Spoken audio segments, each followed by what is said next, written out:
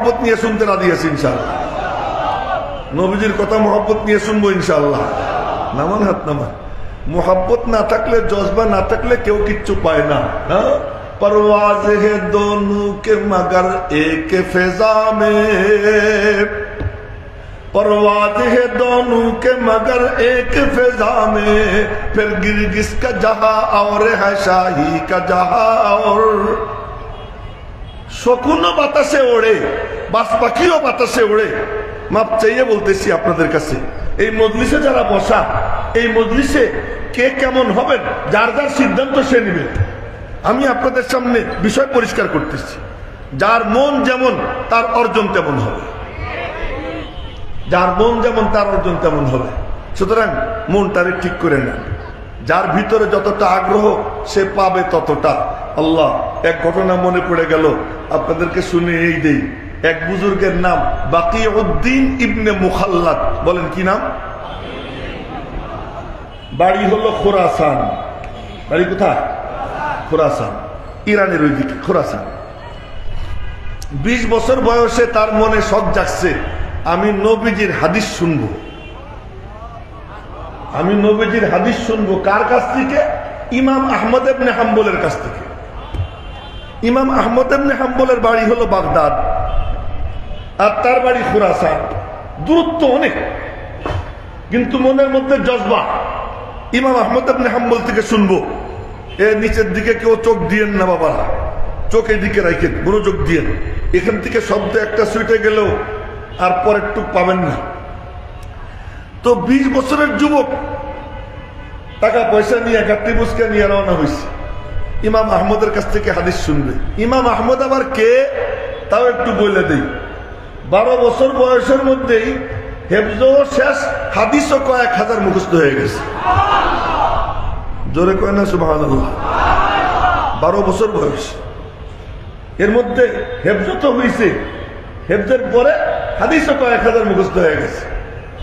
তো এই আল্লাহর বান্দা গোসল করতে গেছে 12 বছর বয়সে, বন্ধুরা একসঙ্গে, সব বন্ধুরা একই বয়সে, সব কাপড় খুলে ল্যাংটা হয়ে গেছে।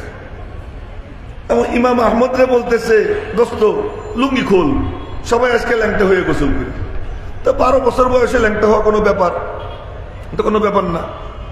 উনি বললেন, না তোরা হয়েছে আমি হব না। কেন? না ভাই, তোরা ল্যাংটা হয়েছে আমারে বলিস না, আমরাই তো। না না না, আমি হব না।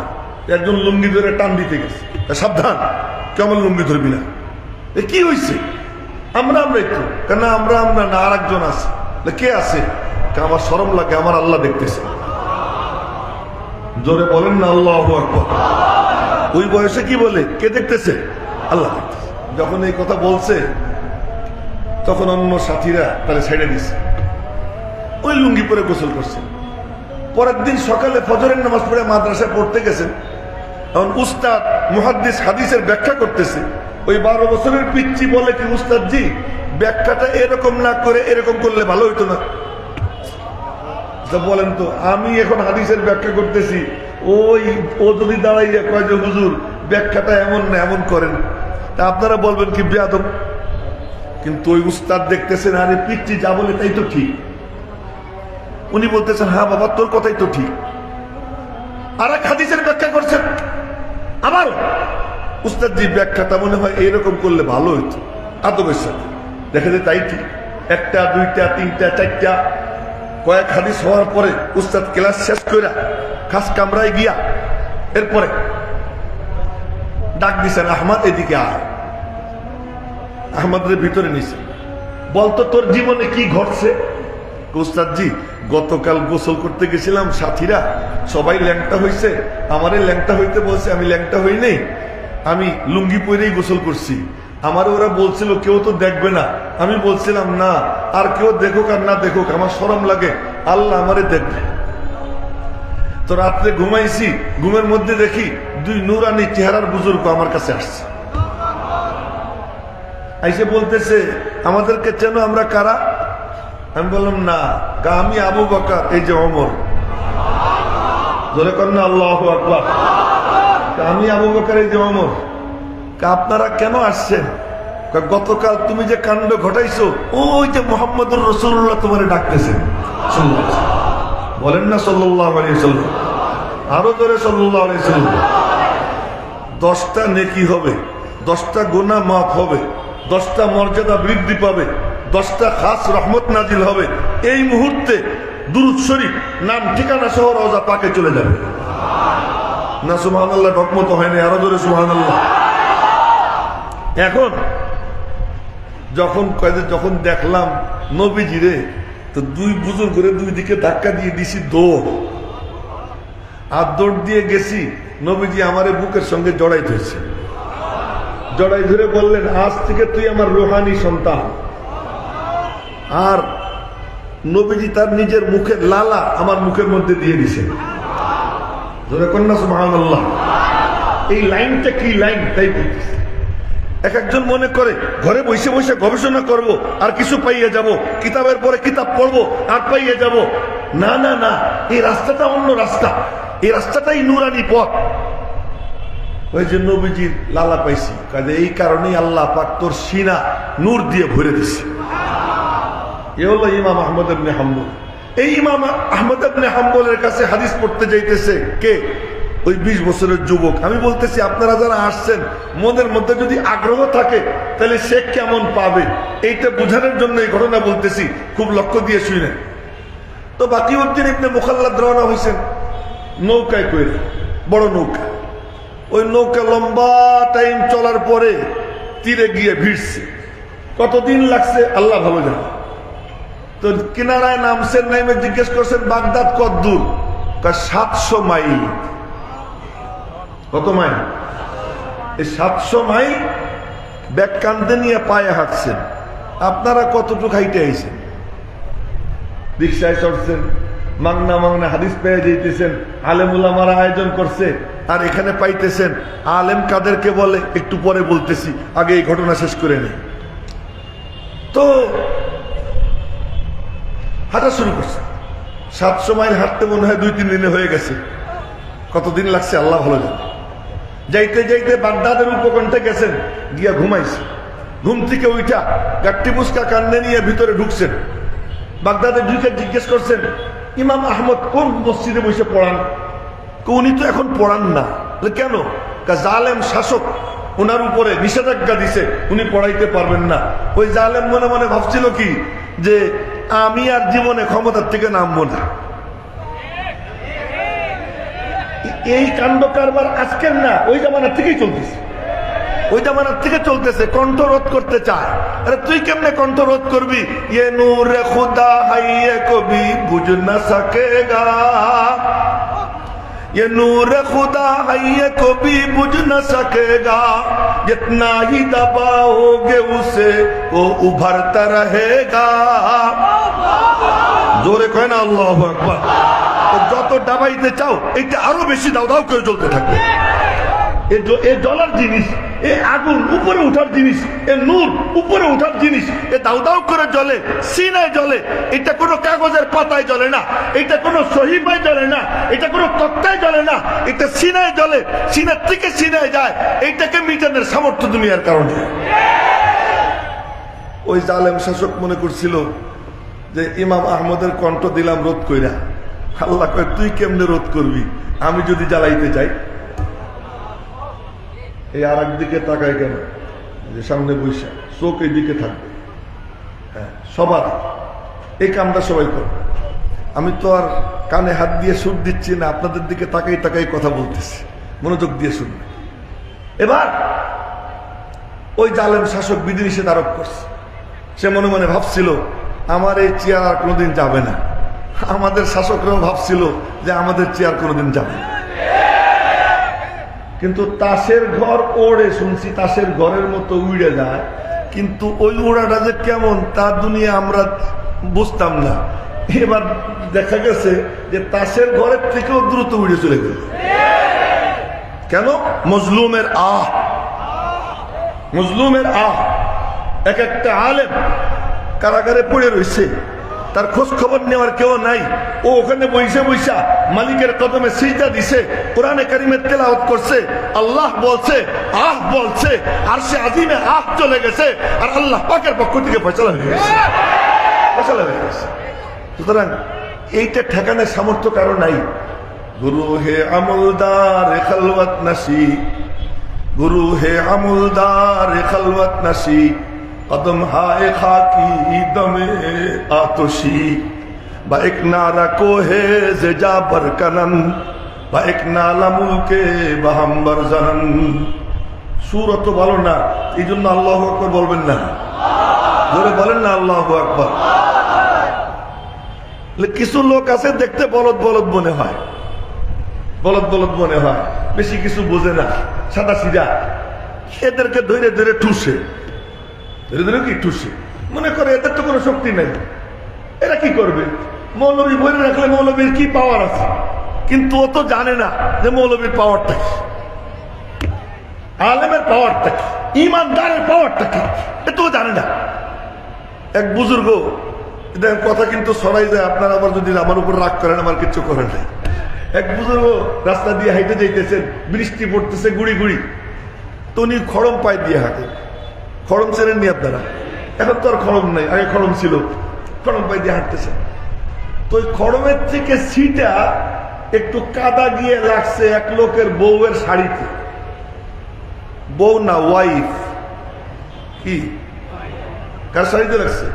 হাজব্যান্ড ওয়াইফ যাইতেছিল একসাথে, তো ওয়াইফের শাড়িতে লাগছে। লাগার পরে ওয়াইফ কয়,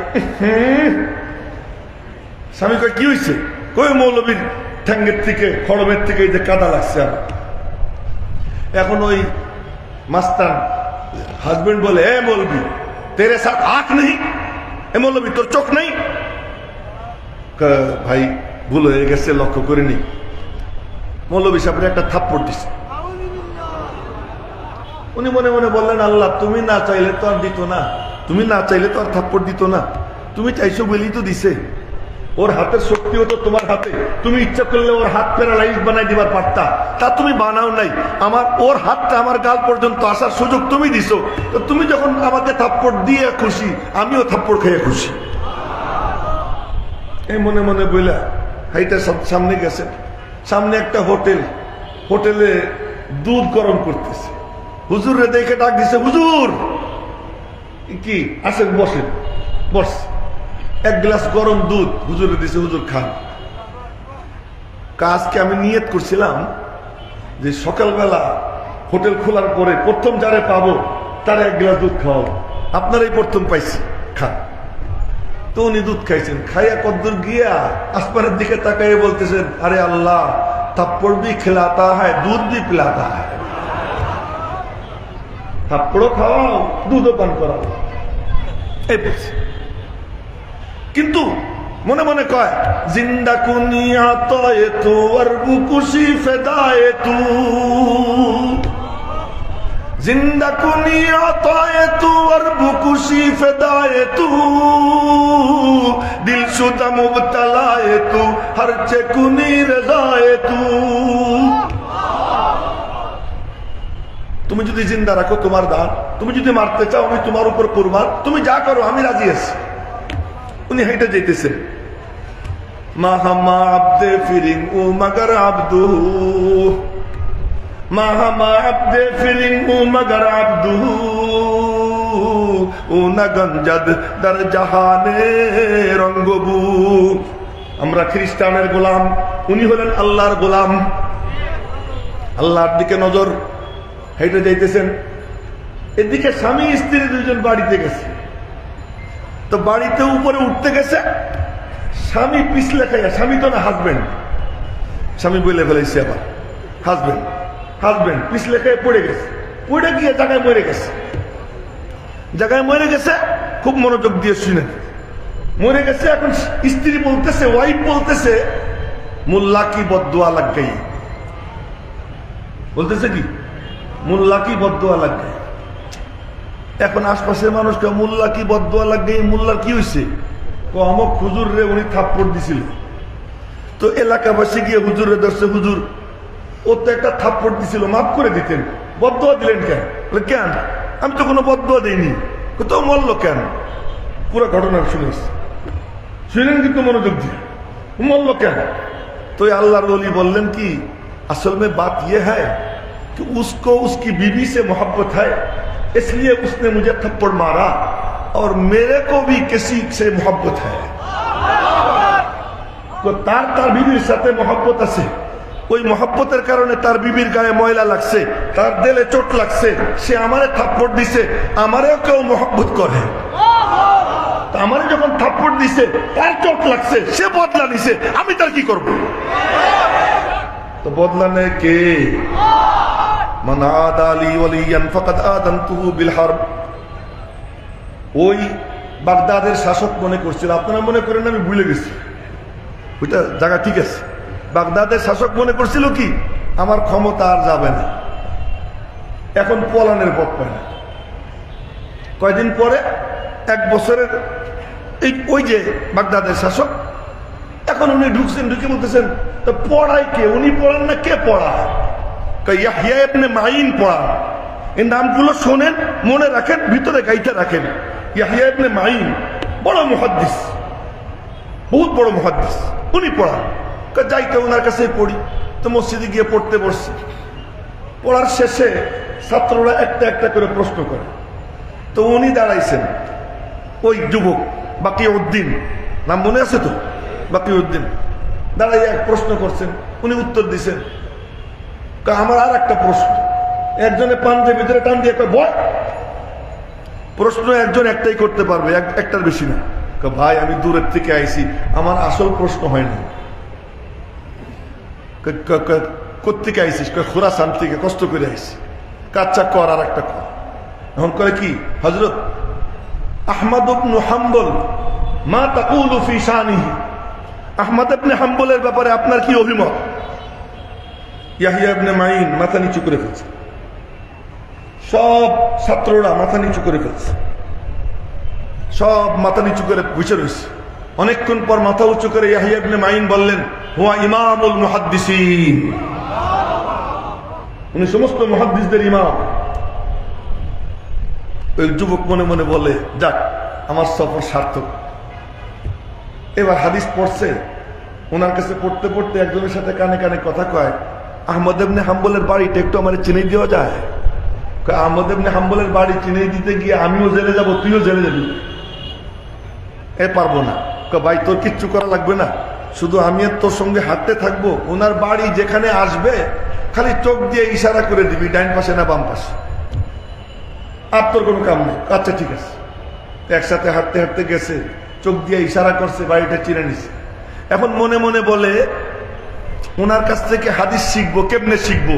আরে ভাই, আমরা তো মান্না পাইয়ে যাই, এ কত কষ্ট করে এই লোকটা হাদিস শিখছে, তার নাম আজকে আমি এখানে নিয়ে বসে বলতেছি।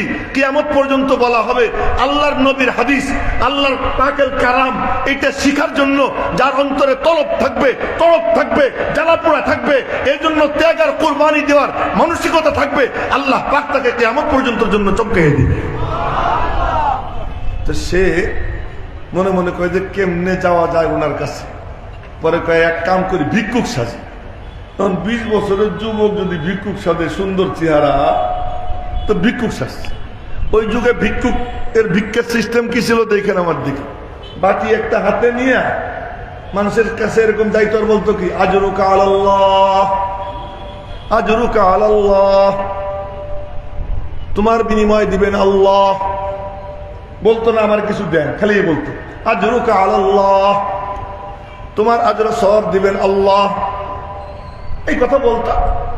উনি বাজারে গিয়ে বলতেছেন আজরুকা আলাল্লাহ। তো মানুষের কাছে, এই তোর শরম লাগে না? জোয়ান মানুষ, ভিক্ষা করিস? মনে মনে কর যত পারিস গাইলা, আমি তো আর ভিক্ষা করতে বাইরে নেই, আমার উদ্দেশ্য কি সেটা আল্লাহ জানে। তো বাজারের থেকে গালাগাল খাইয়ে কেটে হাঁটতে হাঁটতে হাঁটতে হাঁটতে ওই বাড়ির সামনে গেছে। ওই বাড়ির সামনে গিয়া ওখানে চিৎকার দিচ্ছে, আজরুকা আলাল্লাহ। ইমাম আহমদ ইবনে হাম্বলের কলিজায় গিয়ে গুতা খাইছে, আজরুকা আলাল্লাহ। যখন ওনার কলিজায় গুতা খাইছে, টাকা হাতে নিয়া দরওয়াজা খুলছেন। দরওয়াজা খুইলা দাঁড়াইছেন। ও বাটি নিয়ে কাছে এসে বলে, আমি আসলে ভিক্ষুক না, আমার কাহিনী এই, এত দূর থেকে আসছি, আপনার থেকে আমি হাদিস শুনবো। ইমাম আহমদ ইবনে হাম্বল বললেন, আমার তো হাদিস পড়ানো নিষেধ, আমার উপরে জালেম শাসক নিষেধাজ্ঞা আরোপ করেছে। ঠিক আছে, আপনি আমার হাদিস শুনাইয়েন না, আলাদা পড়াইয়েন না, আমি প্রতিদিন ভিক্ষা করতে আসব। আপনি টাকা নিয়ে আইসেন, আশপাশে যদি লোক না থাকে দুই একটা হাদিস বলে দিয়েন, আর যদি লোক থাকে তাহলে আপনি আমার টাকা দিয়ে দিয়েন, আমি আপনাকে হাদিস বলতে বলবো না। কিন্তু নবীজির হাদিস ফাঁকে ফাঁকে দুই একটা আমার শুনাইয়ে দিয়েন যখন মানুষ না থাকে। ইমাম আহমদ ইবনে হাম্বল বলেন, আচ্ছা ঠিক আছে, আসবি। প্রতিদিন যায়, আশপাশে দেখে, লোকজন না থাকলে দুই একটা হাদিস শোনে, থাকলে পয়সা নিয়ে চলে আসে। 1 বছরের মাথায় উপরওয়ালা গলা টিপে ধরে, আল্লাহু আকবার করেন, উপরওয়ালা গলা টিপে ধরে। ওই শাসক মারা যায়, মারা যাওয়ার পরে নতুন ক্ষমতায় যে বসছে সুবহানাল্লাহ, ইমাম আহমদ ইবনে হাম্বলের ভক্ত। এইবার রাজকীয় সম্বর্ধনা দিয়া ইমাম আহমদ ইবনে হাম্বলকে নিয়ে জামে মসজিদের মিম্বরে বসাইছে, বাগদাদের জামে মসজিদের মিম্বরে। আর পঙ্গপালের মতো মানুষ গেছে, মসজিদ ভরা। ওই যুবক সে অনেক কষ্টে মষ্টে ঢুকছে, কিন্তু দাঁড়াই রয়েছে। ইমাম আহমদ দূর থেকে তাকাইয়ে দেখে ওই যুবকরে দেখা যায়। তো বললেন, সাথীরা, আসল ছাত্র আমার পিছনে, তোমরা জায়গা করে দাও, আসল ছাত্র পিছনে জায়গা করে দাও, ওরে আসতে দাও। কাছে যায়, ইমাম আহমদ ইবনে হাম্বল তারে কাছে বসায়, কাছে বসাইয়া এরপরে পড়ানো শুরু করেন। বলতেছিলাম, যদি তলব থাকে, আজকে সেই বাকি উদ্দিনের নাম প্রায় 1100-1200 বছর পরে, 1100 বছর পরে, হ্যাঁ 1100-1150 বছর হবে, প্রায় 1150 বছর পরে আজকে আমি আপনাদের সামনে তার নাম নিতেছি। কেন? নবীজির হাদিস শোনার আগ্রহ ছিল, আগ্রহ ছিল। আমি জিজ্ঞেস করতে চাই, আপনাদের মধ্যে কি নবীজি সম্পর্কে শোনার আগ্রহ আছে? তো আগ্রহ থাকলে কাম করতে হবে। হ্যাঁ, কি কাম? কেউ মাথা নাড়াবেন না, ডাইনে বামে তাকাবেন না, মোবাইলও কেউ দেখবেন না, শুধু আমার দিকে চাইয়ে থাকবেন। যদিও আমার চেহারা কালো, একটু এদিকে চাইয়ে থাকবে। কেন?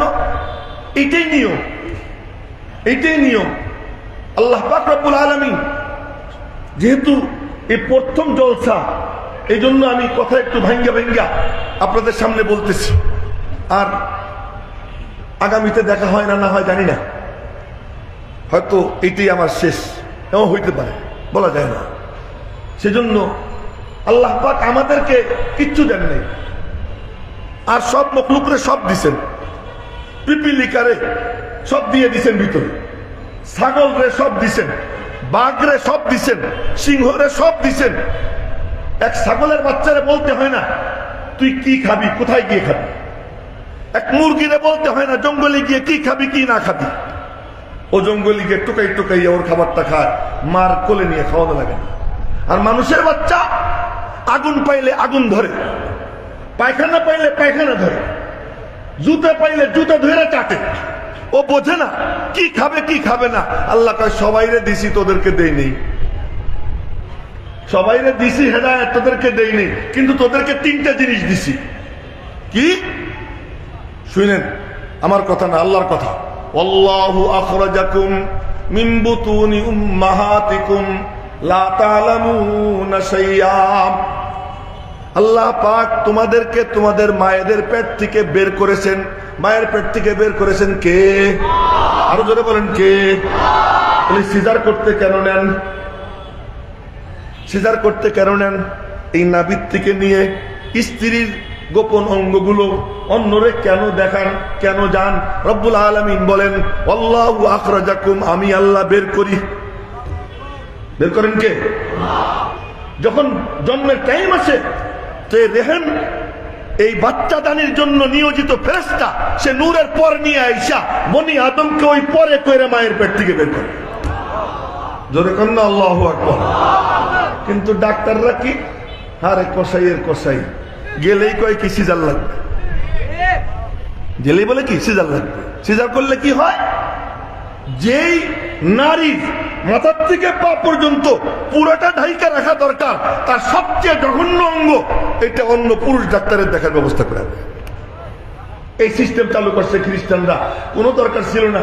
এই মিয়া সাহেবের কাছে আসবেন, আইসে একটু পানি পোড়া নিয়ে যাবেন, একটু তেল পোড়া নিয়ে যাবেন, একটু ফু দিয়ে দিবে, কিছুতে দিবেন। আল্লাহ পাক তার কালামের মধ্যে সব দিয়ে দিছেন।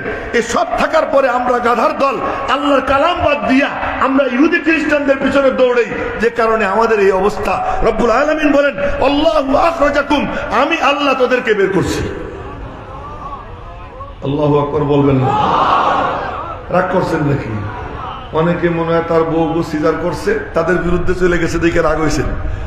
আমার কিচ্ছু করেন নেই, আমি তো আর বলতেছি না, এখন উপরওয়ালা বলাইতেছে।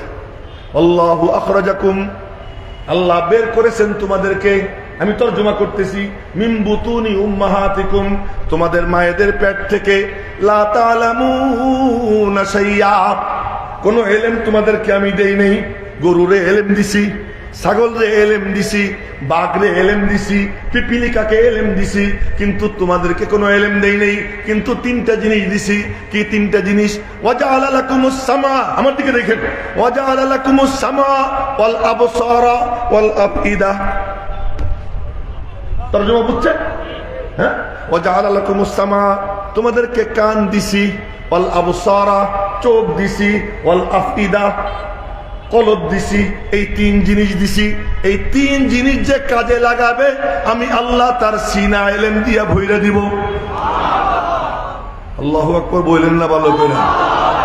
এই জন্য যার কলবটা চতুর্মুখী, সর্বমুখী, এজন্য কলবে মোহর, ওর ভিতরে ঢোকে না। কান সর্বমুখী, কানেও মোহর, ওর মধ্যে সব কথা ঢোকে না। চোখ একমুখী, যেদিকে তাকায় ওইটাই দেখে, আর কিছু দেখে না। এই জন্য সামনে পর্দা। কাফেরদের ব্যাপারে, কুফফারদের ব্যাপারে আল্লাহ পাক কি বলেন?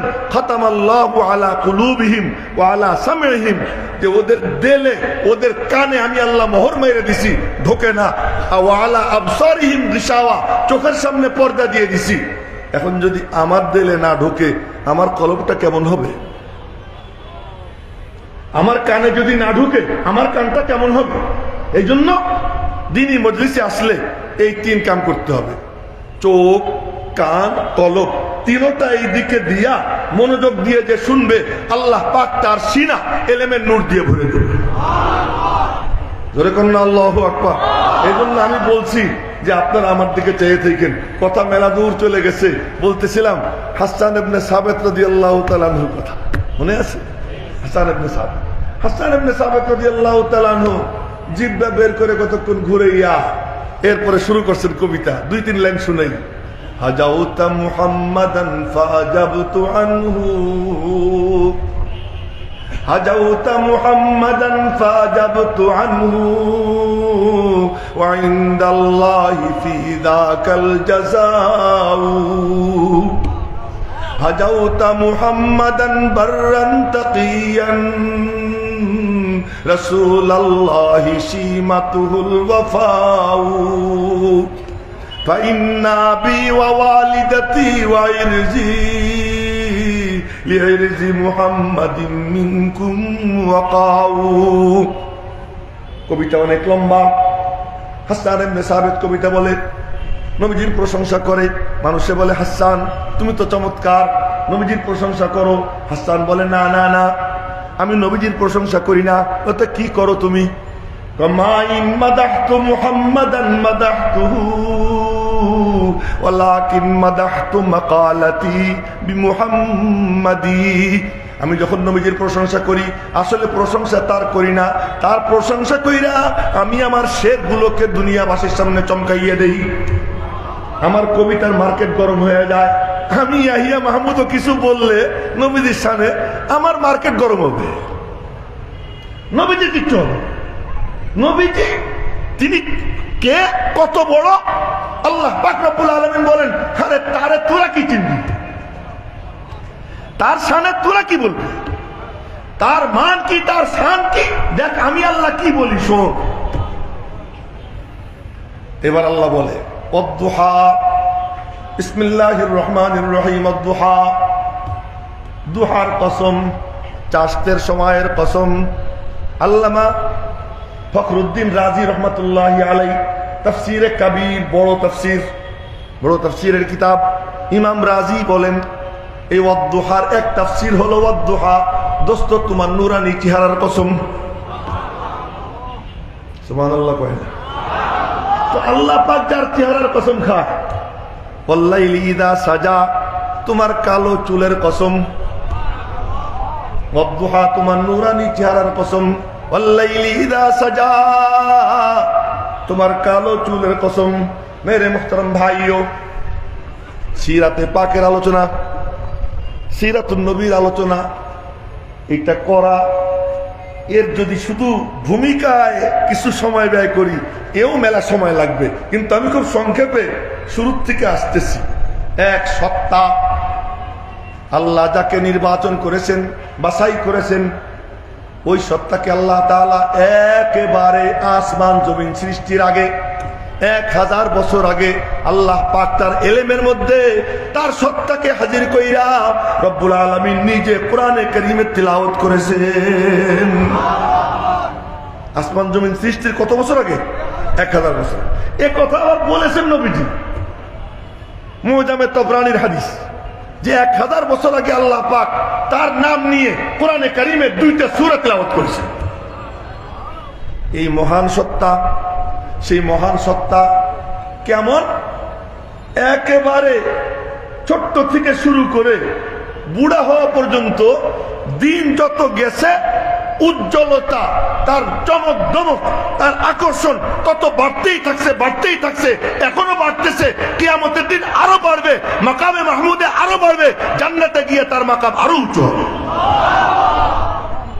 সবার জিন্দেগিতে নিয়ম হলো আস্তে আস্তে শৈশবকালে তার থেকে একটু কিশোর হয়, আর একটু সুন্দর দেখা যায়, যুবক হয়, আর একটু সুন্দর দেখা যায়, 40 বছর বয়স পূর্ণ হয়, সৌন্দর্য পরিপূর্ণ আইসা যায়, 40-এর পরে আস্তে আস্তে ডাউন হয়। আর আল্লাহ পাক বলেন, দোস্ত তোমার কোনো ডাউন নাই, তোমার প্রত্যেক পরের দিন আগের দিন থেকে ভালো। ওয়ালাল আখিরাহ খায়রুল লাকা মিনাল উলা। তো নবীজির শৈশবকাল কেমন ও আর বলবো না, শুধু এতটুকু বলি, আমি সিরাতে পাকের শুরুর থেকে আরম্ভ করতেছি। জন্মের সময় নবীজি মায়ের পেটে থাকা অবস্থায় আল্লাহ পাক তার আব্বাকে নিয়ে যান। বয়স যখন 6 বছর তখন মারে নিয়ে যান, বয়স যখন 8 বছর তখন দাদারে নিয়ে যান। এরপর খাজা আব্দুল মুত্তালিব তাকে তার ছেলে আবু তালেবের হাতে সমর্পণ করে যায়। তুমি ওরে দেখে শুনে রাখো, আব্দুল্লাহর আপন ভাই আবু তালেব, তুমি ওরে দেখে শুনে রাখো। মেরে মুহতারাম ভাইও আস্তে আস্তে বড় হন। বড় হইতে হইতে 39 বছর 6 মাস বয়স হয়। 39 বছর 6 মাস বয়স হওয়ার পর দেখেন, এর আগের টুক কইতে গেলে 2-3 ঘন্টা লাগবে। এই যে পর্যন্ত আমি আনছি, একটু ভাঙ্গে কইতে গেলে 2-3 ঘন্টা দরকার, সেদিকে যাব না। এখন থেকে আমি বিস্তারিত বলবো। 39 বছর 6 মাস বয়স হয়। ওই 6 মাস যখন 39 বছর 6 মাস বয়স, এমন সময় মনের মধ্যে কেমন যেন দাও দাও করে আগুন জ্বলে, অস্থির, কিছুই ভালো লাগে না। যেদিকেই তাকান মনে হয় যেন এমন তো হওয়ার ছিল না। এমন কেন? মানুষ এরকম হাইওয়ান কেন? মানুষ এত জানোয়ার কেন? মানুষ এত হিংস্র কেন? মানুষ এত বেহায়া কেন? মানুষ এত জালেম কেন? মানুষ এত খুনি কেন? মানুষের মধ্যে এরকম দুশ্চরিত্র কেন? এই সমাজটাকে তো বানানো দরকার, কিন্তু কেমনে বানাবো আমি তো কিচ্ছু জানি না। কিন্তু ভিতরে আগুন জ্বলে। ওই আগুন নিয়া হযরত খাদিজাতুল কুবরাকে বললেন, খাদিজা, ঘরে মন টিকতেছে না, ঘরে মন টেকে না, আমার একটু ছুটি দাও, কয়টা রুটি বানাইয়া দাও। বিধবাদেরকে গিয়ে বললেন, মারা, আমি নিয়মিত আপনাদের খেদমত করতাম, আমার কয়েকদিনের জন্য ছুটি দেন। এতিম বাচ্চাদেরকে বললেন, বাবুরা, আমি নিজেও এতিম, তোদের দরদ আমি খুব বুঝি, কিন্তু এখন আমার বোন ভাল লাগে না, আমার একটু ছুটি দে তোরা, আবার তোদের সঙ্গে দেখা হবে। সব কিছুর থেকে সম্পর্ক ছিন্ন কইরা কয়েকটা শুকনা রুটি নিয়ে একটু পানি নিয়ে হাঁটা দিছেন ঘর থেকে। কে যেন অদৃশ্য এক রশি দিয়ে টানে, আইসো আইসো। আল্লাহু আকবার কয় না ভালো কইরা? অদৃশ্য এক সুতার টানে চলে, যাইতে যাইতে যাইতে যাইতে যায় মক্কা মুআজ্জামা খানায় কাবা থেকে 3 মাইল দূরে হেরা পর্বত। ওখানে উঠে কে যেন টাইনা টাইনা উঠায়, কে যেন টাইনা টাইনা উঠায়। উঠতে উঠতে গর্তে ঢুকছেন, গুহায় ঢুকছেন, দেখেন ওখানে একটা ছিদ্র, ওই ছিদ্র দিয়ে খানায় কাবা দেখা যায়।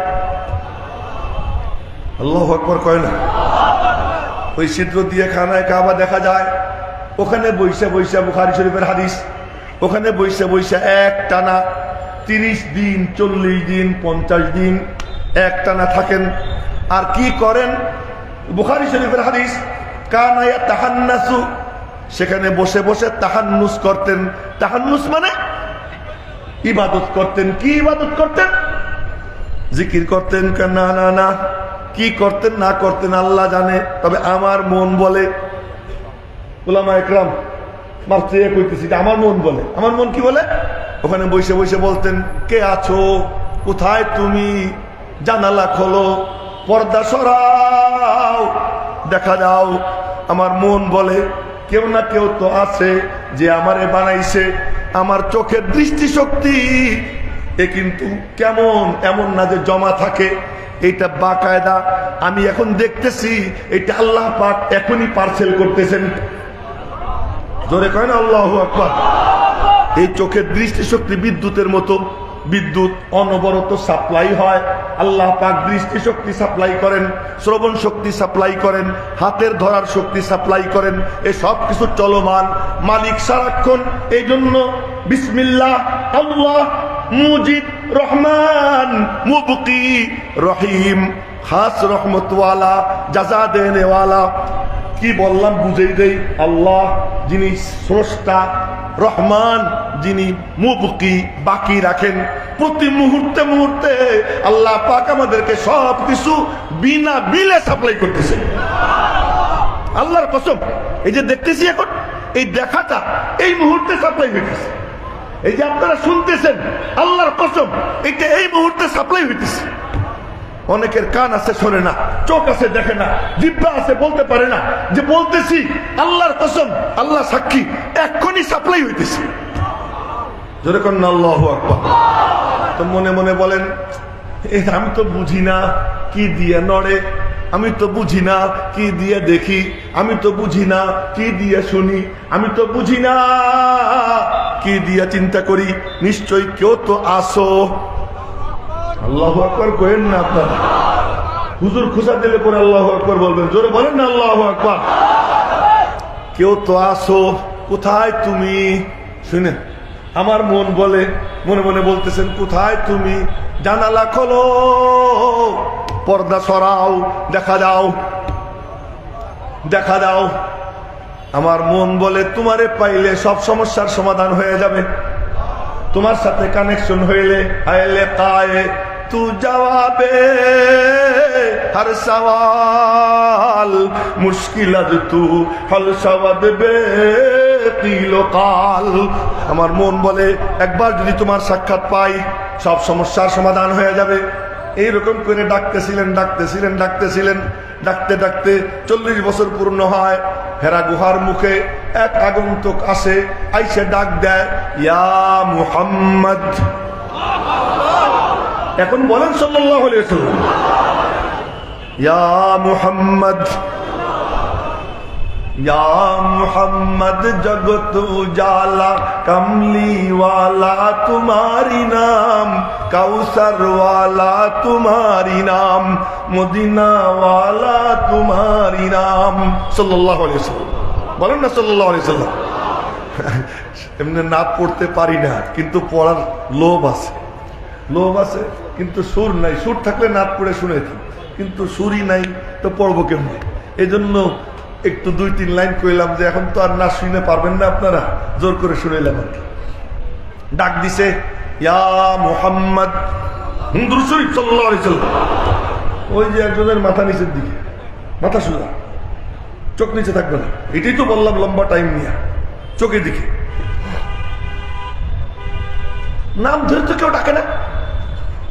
আমি বাড়িধারা মাদ্রাসায় তখন শিক্ষা সচিব, নাজেমে তালিমাত ওলামা একরাম মানে তাওয়াজ্জু চাইতেছি, মনোযোগ দিয়ে শুনেন। বাড়িধারা মাদ্রাসায় তখন আমি শিক্ষা সচিব, অফিসে বসা, হঠাৎ করে একজন এসে ডাক দিছে, এ হিয়া। আমার নামটা শুদ্ধ করে অনেকেই ডাকতে পারে না, লিখতেও পারে না। আমার চাচা শুধু ডাকতেন ইয়াহিয়া, এই উনি একা, আর বাকি অনেকে বলে ইয়াহিয়া, কেউ কয়ে হিয়া, যার যেমন মনে চায় বলে। যাই হোক, তো এসে ডাক দিছে ইয়া। চমকে উঠছি, কিরে আমার তো সবাই হুজুর কয়, আমার সব কি বলে, মুহাদ্দিস সাহেব বলে, নাজেমে তালিমাত বলে, আমার তো কেউ নাম ধরে ডাকে না। কে তাকাই দেখি আমার গ্রামের এক কাকা। তা আমি উঠে গেছি, আমার 100 টাকা দে।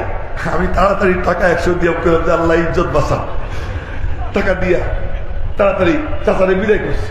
তার মানে আমি তো আমার নাম ধরে ডাক শুনে অভ্যস্ত না।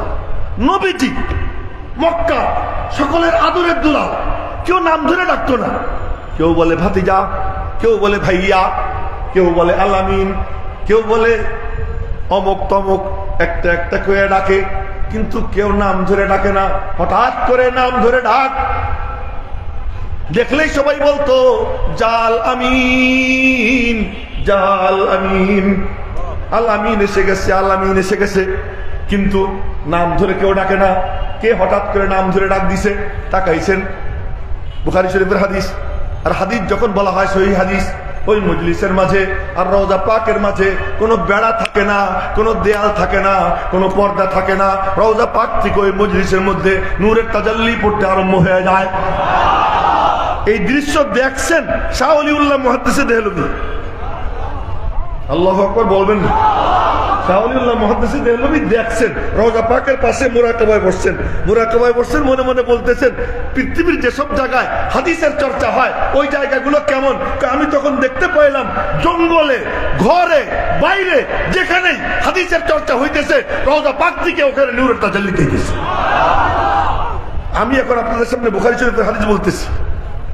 ডাক দিছে, আমি তাকাইলাম, তাকানোর পরেই বলে কি ইকরা, পড়ো।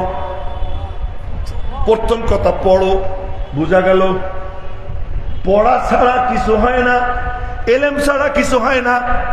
এলেম যার নাই ওর মতো গরিব আর কেউ নাই, আর এলেম যার আছে ওর মতো ধনীও কেউ নেই। সবচেয়ে ধনী সে যার সিনার মধ্যে এলেম আছে। ইকরা, পড়ো। অনেকে বলে উম্মি, উম্মি মানে কি? অশিক্ষিত, লেখাপড়া জানে না। খবরদার, খবরদার না। উম্মি অর্থ হলো যে কোনো স্কুল কলেজে, কোনো বিদ্যালয়ে, কোনো পাঠশালায়, কোনো উস্তাদের কাছে পড়েন নাই। আবার বলতেছি, উম্মি অর্থ কোনো বিদ্যালয়, কোনো পাঠশালায়, কোনো দুনিয়ার কোনো শিক্ষকের কাছে আল্লাহ পাক তার কোনো নবীরে আল্লাহ পড়তে দেন নাই। নবীজিরে আল্লাহ পাক কারো কাছে পড়তে দেন নাই। ঈসা আলাইহিস সালামের মা, ঈসা আলাইহিস সালামের এই যখন একটু বড় হয়েছে মক্তবে পাঠাইছে, যাও পড়ো, উস্তাদের কাছে পাঠাইছে। তো উস্তাদ বলছে পড়ো আলিফ, ওই ভাষার আলিফ। তো ঈসা আলাইহিস সালাম পিচ্ছি, হুজুর মামা না আলিফ, আলিফের কি অর্থ? এতটুকু বাচ্চা হুজুরে জিজ্ঞেস করে আলিফের কি অর্থ? অক্ষরের আবার অর্থ আসেনি। অর্থ জানেন না তো পড়াইতে বসে লজ্জা করে না? পিচ্ছি করতেছে। তুই পারিস নি? আমি পারি। তো বল। তা কেমনে বলি? আপনি হুজুর হয়ে থাকবেন আর আমি ছাত্র, আগে সরেন। ধরে কয় না আল্লাহু আকবার, আগে সরেন, আগে নামেন। নামাইছে, আল্লাহ দেখাইছে আমার নবীর উস্তাদ কেউ হইতে পারে না।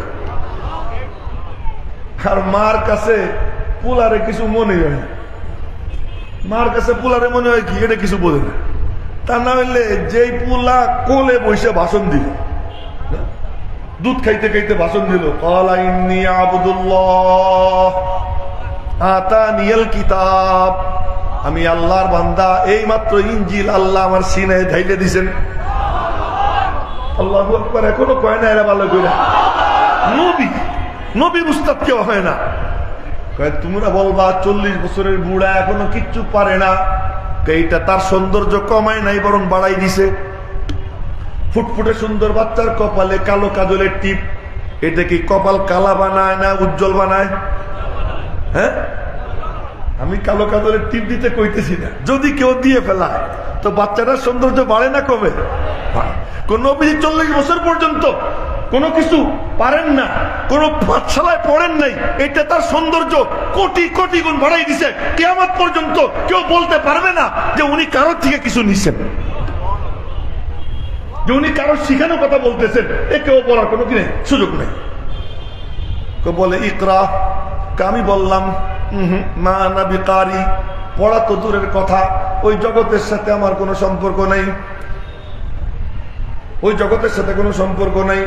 সম্পর্ক গড়ার জন্যই তো আমি আইসি। আইসো বুকের মধ্যে নেয়, চাপ দেয়। বুখারী শরীফের হাদিস, ফাগাত্তানি ফাআখাযানি ফাগাত্তানি হাত্তা বালাগা মিন্নিল জুহদু, বলে আমাকে ধইরা বুকের মধ্যে নিয়ে এত জোরে চাপ দেয় যে আমার পুরো শক্তিটা শেষ হয়ে যায়। নবীজির শক্তি কতটুকু? জান্নাতি 40 জন পুরুষ আর জান্নাতি এক পুরুষ সমান সমান। পৃথিবীর শক্তিশালী 100, তার মানে 4000 পুরুষের শক্তি গায়ে যিনি ধারণ করেন তিনি বলেন এত জোরে চাপ দিছে যে আমার শক্তি শেষ হয়ে গেছে। সাইডে দিয়ে বলে ইকরা, আমি বললাম মা না বিকারি, পড়ার জগতের সাথে আমার কোনো সম্পর্ক নাই। কাবার ধইরা চাপ দিছে। এই শুনেন, প্রথমে বলছে ইকরা, আর কিচ্ছু বলে না, শুধু ইকরা বলছে। দ্বিতীয়বার চাপ দিয়া, প্রথমবার চাপ দিয়া দ্বিতীয়বারও বলে ইকরা পড়ো, আর কিচ্ছু বলে না। এরপরে ছাইড়া দিয়া তৃতীয়বারে চাপ দিছে, তো দ্বিতীয়বারে চাপ দিয়া আবারও বলে ইকরা, তাই ইকরা বলছে 3 বার। ইকরা ইকরা ইকরা, পড়ো পড়ো পড়ো, তার মানে লাইন টানতেছে। কথা কি বুঝে আসে? লাইন টানতেছে। এই যে ইলেকট্রিসিটি লাইন টানে, লাইন টানা কমপ্লিট হইলে সুইচে চাপ দেয়, সুইচে চাপ দিলে তারপরে গিয়ে বাতি জ্বলে, তার আগে জ্বলে না। এতক্ষণ লাইন টানলাম, সুইচে তো চাপ দেইনি, লাইন টানা কমপ্লিট, এবার চাপ দিব। তৃতীয় চাপ দিয়া ছাইড়া এবার বলে কি ইকরা বিসমি রাব্বিক, ইকরা বিসমি রাব্বিক, পড়ো তুমি তোমার রব্বের নামে। রব্বের নামের সুইচে যখন চাপ পড়ে যায় 7 আসমানের দরওয়াজা খুলে যায়, 7 জমিনের দরওয়াজা খুলে যায়। রব্বুল আলামিনের পক্ষ থেকে নূরের তাজাল্লি নবীজির সিনায় আইসা ভইরা যায়। ইকরা বিসমি রাব্বিক, পড়ো তুমি তোমার রব্বের নামে। এখান থেকে একটা মাসলা বুঝবো। কি মাসলা? জিকির ছাড়া এলেম আসে না। কি বললাম? জিকির ছাড়া এলেম আসে না। জিকির ছাড়া এলেম শয়তান বানায়, জিকির ছাড়া এলেম শয়তান বানায়, আর এলেম ছাড়া জিকির পাগল বানায়। আর যখন এলেমের সঙ্গে জিকির মিশে যায় ওই এলেম তারে হাদি মাহদি বানাইয়া দেয়। এজন্য এক দলের কি আছে, এলেম আছে জিকির নাই, এজন্য কয় কি নবীরাও মাঝে মাঝে গুনাহ করছে। মানুষ এটা বুঝানোর জন্য নবীরও মাঝে মাঝে কি একটু গুনাহ হয়ে গেছে, নবীর থেকে আল্লাহ করাইছে। কেন? মানুষ বুঝানোর জন্য আর কিছু পাইলে না। বাথরুমে যায় মানুষ ওর জন্য যথেষ্ট, অসুস্থ হয় মানুষ ওর জন্য যথেষ্ট, বাজারে যায় কাফেররাও বলে মালি হাদার রাসূল ইয়াকুলুত তাআম ওয়া ইয়ামশি ফিল আসওয়াক, এ কেমন রাসূল যে আমাদের মতো খায় বাজারে যায়। কাফেররা বুঝলো মানুষ হওয়ার জন্য এইটা যথেষ্ট, আর তুমি বলো কি মানুষ এইটা প্রমাণের জন্য আল্লাহ মাঝে মাঝে গুনাহ করাইছে।